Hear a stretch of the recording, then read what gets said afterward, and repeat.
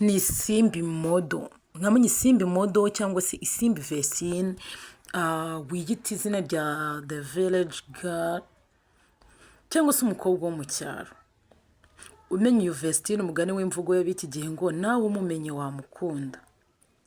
Uyu Vestine navuga ngo cyangwa se Isimbi Modo niyo mazina azwiho cyane. Navuga ngo ni umukobwa wahiriwe cyangwa se wahawe umugisha n'Imana. Uyu mukobwa ni umuslay queen cyangwa se yahoze ari umuslay queen, ari umusitari w'umunyamafaranga, ni umuboss ready, ariko ndakubwiye ngo uyu mukobwa ni itandukaniro. Tugiye kurebera hamwe amateka cyangwa se byinshi utaruzi kuri Isimbi Vestine cyangwa se Isimbi Modo cyangwa se The Village Girl bitewe n'izina umuziho. Ariko kandi ndabasuhuje mwese aho muherereye hose, amahoro y'Imana nabane namwe, umugisha w'Imana ubishimira iteka. Muraho neza, muraho murakoma, ni amahoro. Ndatekereza muri amahoro, natwe turaho. Muri iyi minsi ntabwo turi gukunda kubana cyane, ariko nzi neza ko Imana ikiturinze. Tugarutse ku musitari wa none Isimbi Modo ndetse n'umugabo we, umugabo wo muri Isirayeli, na Vestine nyine w'umunyarwandakazi wacu we muramuzi, Isimbi Modo. Ndakoresha amazina ye menshi biraterwa nayo mumuziho, gusa amazina azwiho cyane ni Isimbi Modo, ni Isimbi Modo cyangwa se Isimbi Vestine, uko wamumenya kose. Ariko kandi uyu Vestine haraga kajambo cyangwa se agaterime muri iyi minsi gaharawe ngo umumenye wamukunda, sha wamukunda pe. Nguyu niwe musitari namenye mu basitari nabashije kumenya bataraba muri gospel, bataraba mu ivugabutumwa. Uvuga Imana ntabwo abwiriza kwa kundi ngo yitakume ngo avuge ngo Yesu azaza, ngo avuge ngo fire, oya. Uyu mukobwa avuga Imana yahuye nayo kandi yabonye, nubwo ari umuslay queen, akaba ari umusitari, akaba ari umujejeta franga, ariko kandi iyo ari kuvuga Imana ntiwahava.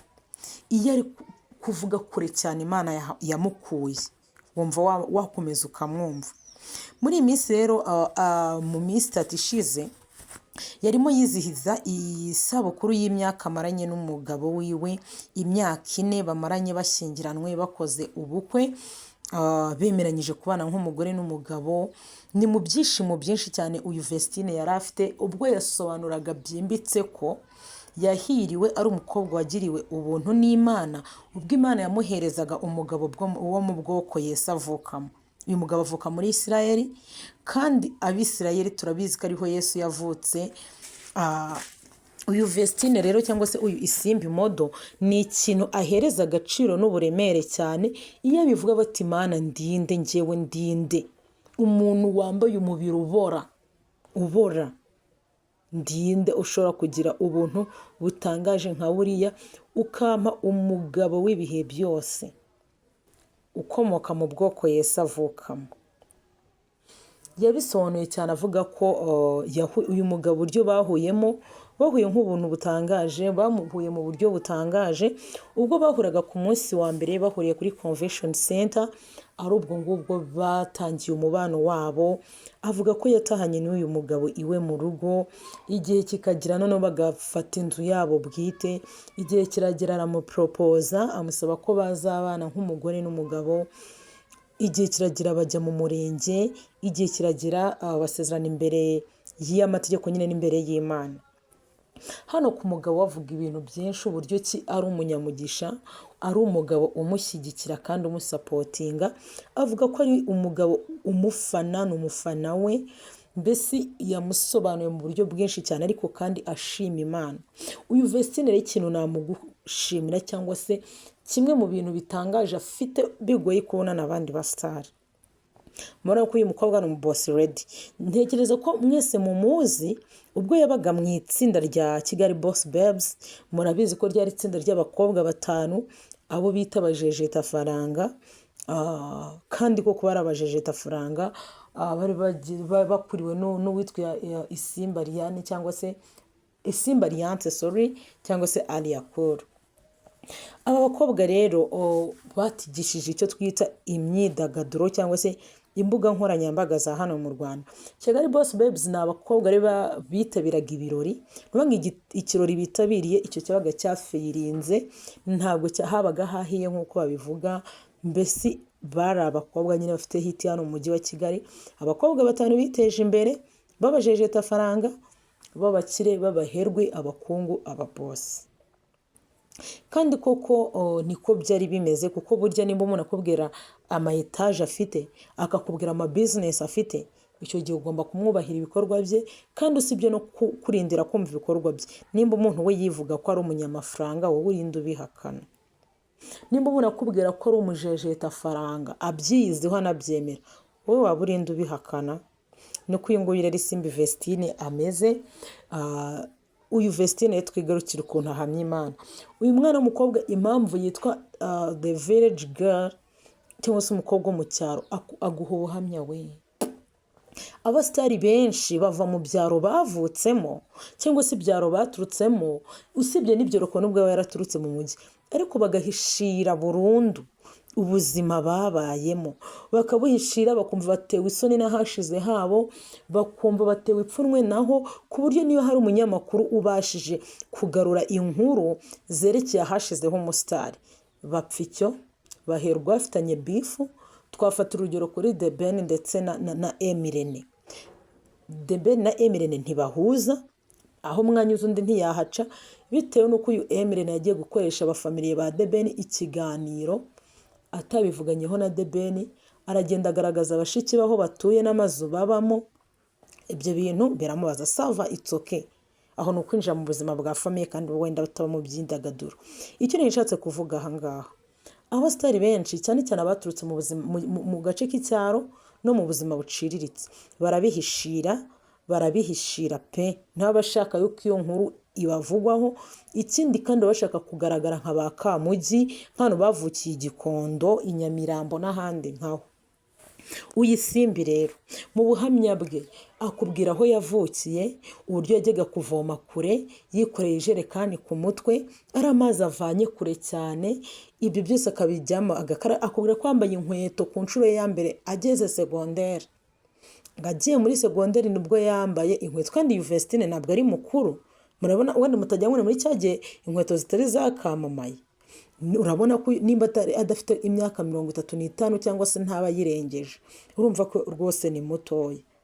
Kuko rwose azi inkweto muri icyo gihe barambaraga inkweto. Wo kubwira neza ko yambaye inkweto agiye segonderi kubwo kuzibura, kubw'iwabo ntazo bari kubona, kandi akavuga ko yabaye mu buzima bugoye, bwa bundi umwana wo mu cyaro wese akuriramo, cyane cyane umwana wo mu cyaro cy'abahinzi n'aborozi. Yaravuze utambona ni inkweto nambaye ihenze gutya ngo uyibazeho cyangwa se umvugeho byinshi.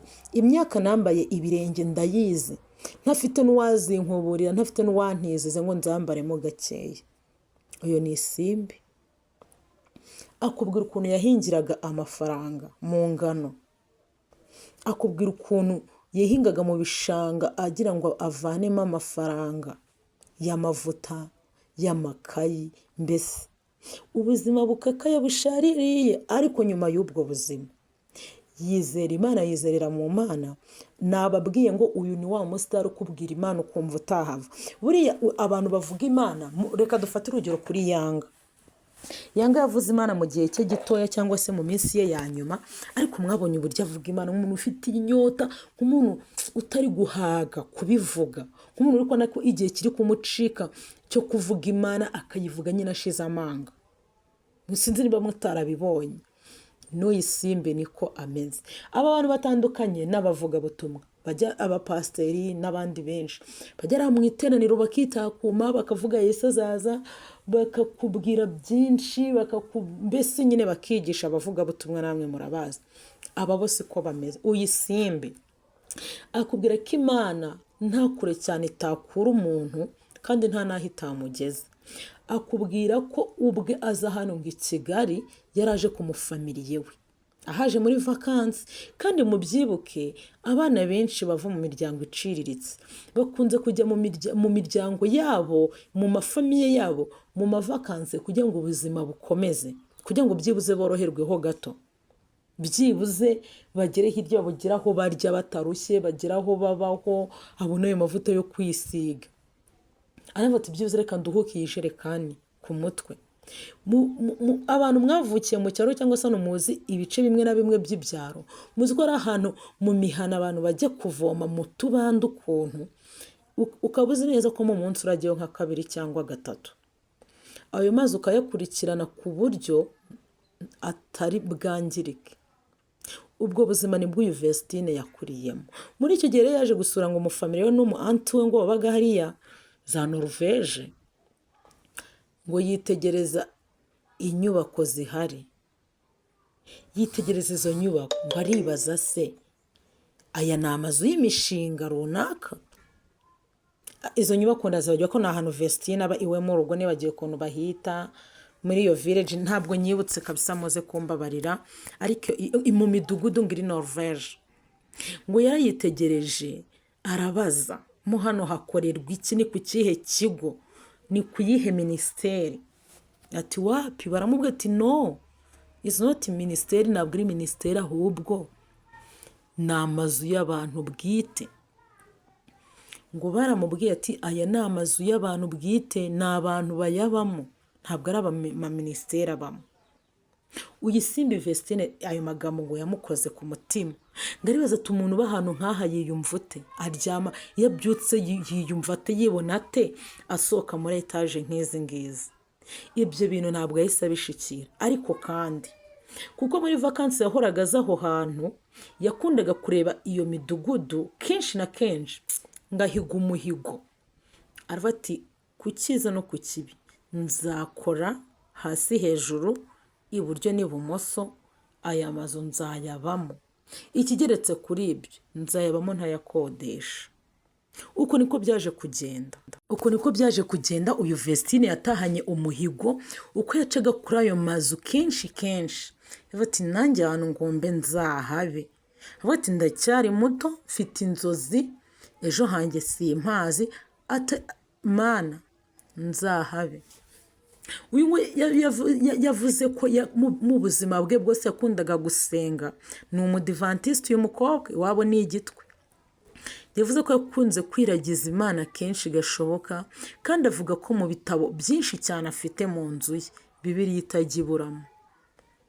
Akubwira ko yakomeje kwiragiza Imana ati Mana ndacyari muto, mu nzozi zanjye uzampe kuba muri aya mazu. Uyu Vestine yumvaga bitashoboka, ariko yagaruka ku kwizera Imana akona ari ibintu bishoboka cyane. Uyu Vestine nyuma y'uwo muhigo yarize mu buzima bumugoye, kuko akubwira ko yageze ku ishuri akibura. Ngo yarahageze areba uburyo abandi bana baje gutangira bameze, areba ibikoresho bazanye, mu gihe we ibikoresho bye bitwaye muri rwa rushashi. Murabizi rwa rushashi bamwe babwita ururondoni, rwa rukapu rw'urushashi rugura 1000. Uyu Vestine akubwira ko ari rwo yari atwayemo ibikoresho bye. Ageze ku ishuri ubwo yumvaga akaze, arenze, yakubisemo utuvuta twe, yambaye n'agakweto, ngo yari ku nshuro ye ya mbere. Vestine agiye mu wa mbere wa segonderi yambaye ku nkweto.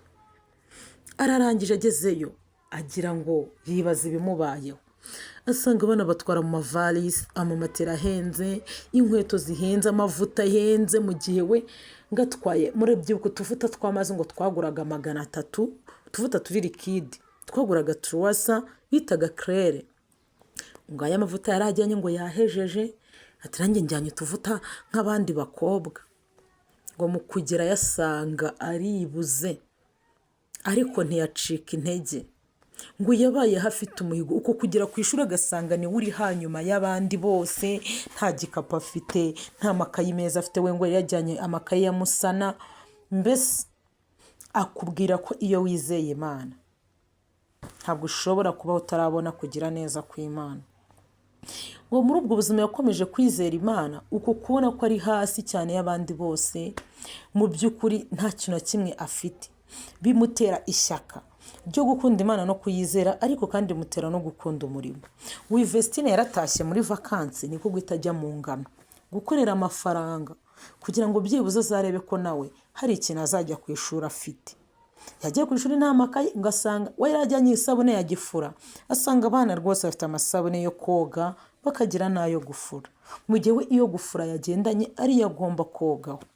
Ibi rero we yabibwiraga abantu kugira ngo ababwire ko nta kure cyane habaho Imana itakura umuntu kandi nta na kure itamugeza. Aha ni mu kiganiro anyuza kuri YouTube channel ye, ikiganiro cyitwa Beyond the Storm. Beyond the Storm, aho hakuga ati nyuma y'imiraba n'imihengeri, nyuma y'ibibazo Imana ibihari. Aha ni ubuhamya akunda kuhatambukiriza avuga kure cyane Imana yamukuye, ngo muri ubwo buzima yageze hakorera amafaranga, araza nyine nawe agaharanira kwiteza imbere kugira ngo byibuze inzozi ze zizaba impamo. Ubuzima bubi yakuriyemo atazabubamo, atazabusaziramo, niko gukunda umurimo agakora n'ahadashoboka. Yata muri vakanse, abantu mwize muri interina murabizi ukuntu abana bataga bavuga amakocingi bize, amakuru bize, ariko ukibuka ko wari uri mu biraka nabyo biguhemba biri. Vestine akubwira ko yacuruje inyanya, yacuruje ibisheke, yacuruje imyembe, mbese akubwira ko nta kintu na kimwe atakoze kugira ngo byiza ajya ku ishuri afite ibikoresho byibuze bitamuteye ipfunwe. None aha nguyu ni wa muntu yambika inkweto ya miliyoni, none dushyiraho perike ya miliyoni, murebe uru rurabo ruri mu magana. Mbese ni wa muntu iwe mu rugo afite abazamu kugira ngo umugereho, ubone aho ugera, umugereho bwite musuhuzanye. Ubugeze ku bazamu utabara, ubugeze ku mageti utabara, kuko nyine kumugeraho nyiriza byuze ngo ugeze kuri saro ye byakugora. Wahajya ushobora kugerayo sava, kuhasorohoka bikakugora. Akubwira ko ahantu ari aho yasengeye, kandi akubwira ko ibyo yasabye Imana ariko yabibonye. Hahandi nababwiye ngo avuga Imana ukumva wamutega amatwi. Uwo ari wese wemera Imana, wemera ko Imana ibaho kandi ikora, afite uburyo yumva Imana kumva ari kubishyikira. Uyu Vestine akubwira ko mu nzozi ze yasengaga asaba Imana, akayisaba ibihamya n'ibimenyetso, kati Imana ikizanyereka ko wangezeho, uzampa iki n'iki n'iki mbibonesha amaso, nzamenya ko ari weho ntumyeho. Murumva ko uyu mukobwa ushobora kubona ari umuslay queen ukagira ngo ni mugenzi wawe, kandi we afite uburyo abana n'Imana ye. Ushobora kumubona ukavuga ni slay queen, ukavuga ni iki n'iki, ariko kandi akubwiye ukuntu yabanye n'Imana urishaka ukibura. Akubwira ko nta musozi atasengeyeho, yagiye mu buvumo, yagiye mu butayu, yagiye mu masengesho, kandi mwibuke yari umudive. Uyu mukobwa akirangiza amashuri ye yakomeje guhiga akazi, abakabonye mu karere ka Musanze. Mu karere ka Musanze rero akoraga muri resitora. Akubwira ko ari kamwe mu kazi kamuvunnye kandi kamuhemba amafaranga makeya, ari naho yakoze agahita hakura iki umwana, ahava atwite. Wa mwana we w'imfura mujya mubona, avuye atwite ngo umugabo amubera mubi, aramwihakana, ntiyamufasha, ntiyagira icyo amumarira, ntiyamushaka, ntiyamugira umugore, ahubwo Vestine araseba. Kandi akubwira ko yababaje mama we igihe yatwitaga, kuko nyine yari akoze ikinyuranye n'inzozi ze. Kandi urumva akubwira ko inzozi ze zigiye kuba nk'izihagaze bitewe n'uko agiye guca mu gihe cyo gutwita ndetse no kurera. Akubwira ko ari ibihe byamugoye, akubwira ko yariye ubusa n'ubusabusa, yicanwe n'umwana we, bicanwa n'inzara. Ngarika akabwira Imana tuwiteka, ndabizi ndashonje, uzandindira umwana. Ngo byageze ubwo ashaka kwiyahura, ngaragenda bibwira anko we wari utuye i Kigali, ati ndagusabye ngiye gupfana n'umwana wanjye, aho kugira ngo umwana wanjye apfe, nta ruhare yabigizemo, amafuti yanjye yo kumubyara nta ruhare yagizemo, mbabarira uzamunderere. Ngaramusaba ati mpisezerano nsezeranya ko uzanderera umwana. Nibwo anko yamukavarenza ati hoya, ibyo urimo bivemo. Uyu Vestine akomeza gusenga, ubuzima bumubera danje, ngo igihe kigeze asaba Imana isengesho ati wa Mana we, urabona ko mugabo twabyaranye ni umwirabura, ikindi kandi nishwe n'inzara afite, inzara yandiye arya, nakennye afite amafaranga, twaraburaye bari kubimena. Mbese asaba ibintu byinshi, ati nujya kumpa umugabo ukabona ko uzampindura abona ubuzima, ntukazampa umugabo w'umwirabura. buriya ngo uyu mugabo yari yaramusengeye, yasabye Imana ati uzampa umugabo utari umwirabura, uzampa umugabo w'umuzungu, ikindi azaba ari muto. Ati dore abanyarwandakazi iyo bagiye gushaka mu bazungu bashaka abasaza banabarusha imyaka. None rero njyewe ndagusabye nujya kumpa umugabo uzampa umugabo w'umuzungu. Icyo kizaba ikimenyetso cy'uko ari we wanyoherereje. Umugabo uzanyoherereza nkamenya ko ari uw'inzozi zanjye, ari we wampaye uguturutseho, azabe ari umuzungu. Nicyo kimenyetso cya mbere. Icya kabiri, ntabwo nkishaka umwirabura kuko twarabyaranye, nyicisha inzara, mbaho nabi, ngera ubwo niyahura sinapfa. Nta mwirabura nshaka. Ubutabazi bwanjye uzabunyuze ku mugabo w'umuzungu. Iki ni icya kabiri. Ikindi yaravuze ati dore abanyarwandakazi cyangwa se abanyafurika iyo bashatse abazungu bashaka abasaza, abagabo b'abasaza ba rukukuri. Ati njyewe rero nujya kumpa umugabo uwo nguwo ndimo ngusaba azaza ari muto, angana n'imyaka mfite, ubona ko tujyanye, nta byo kuvuga ngo aranduta, nta byo kuvuga ko ari umusaza. Mbese uyu Vestine akubwira ko umugabo yashatse, yaragiye yandika urupapuro abishyiraho details zose, avuga critère y'umugabo we azaba yujuje, uburebure azaba afite, size azaba afite, igihugu azaba aturukamo. Mbese uko yabisabye Vestine ngo ati uko nabisabye Imana byose uko byakabaye niko yabimpaye, kandi namwe nk'uko mubibona uko yabisabye niko byagenze. Murabona ko umugabo wese umusaza ni umujene, bari muri size zimwe, bari mu burebure bujya kuba bumwe. Murabibona uko yabisabye niko yabi. Hano nishatse kubabwira iki, ukabona umuntu ngo ni umusitari, ukabona umuntu ngo aragenda, ukabona umuntu uko wamubona kose, ukikanga ari mugenzi wawe. Akaba umusitari akaririmba igishegu, nyamara ni umukristu nyakuri, afite ukuntu azi kubana n'Imana, afite ukuntu azi gusenga. None nguyu Vestine uko yabisabye Imana niko byagenze. Uyu Vestine ni umwe mu bagore babayeho neza banezerewe, ni wa wundi wazengurutse ibihugu byinshi cyane, ni wa muntu mbese uri mu buzima yahoze asengera, ni wa muntu ushobora kuguhereza ubuhamya bw'aho yavuye ukumva ko abeshya, ntuhite ubyemera, ariko kandi niko kuri. Nta nubwo dukwiye guhakana ibintu by'abantu, ntabwo dukwiye guhakana ibyo umuntu aza kwibwirira azi neza. Urinde wo kubihakana, ubihakanye wowe urinde, nyirabyo abyivugira.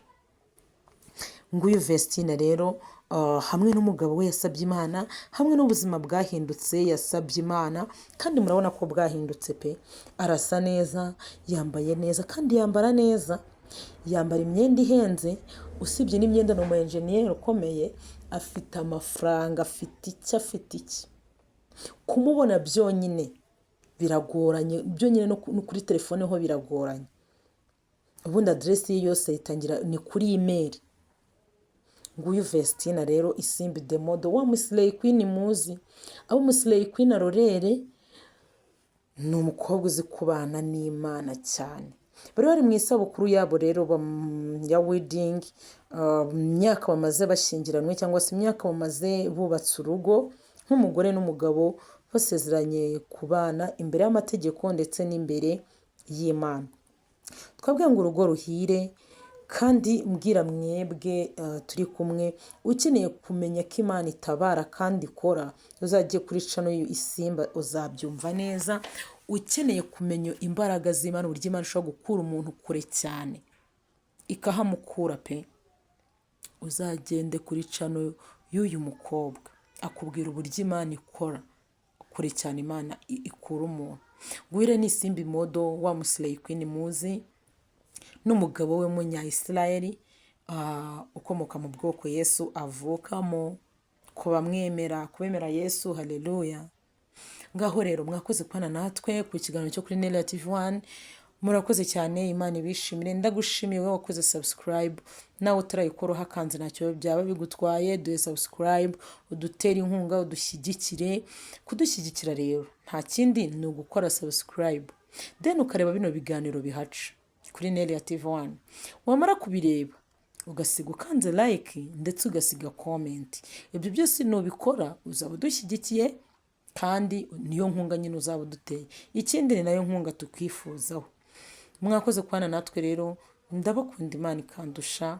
Uyu ni Isimbi Vestine, nababwiye ko hano tuzajya tureba celebrity life yo mustari. Uyu yari Isimbi the model, mwamubonye rero n'umugabo we. Nababwira ngo mwakoze kubana natwe, Imana y'amahoro nibishimire.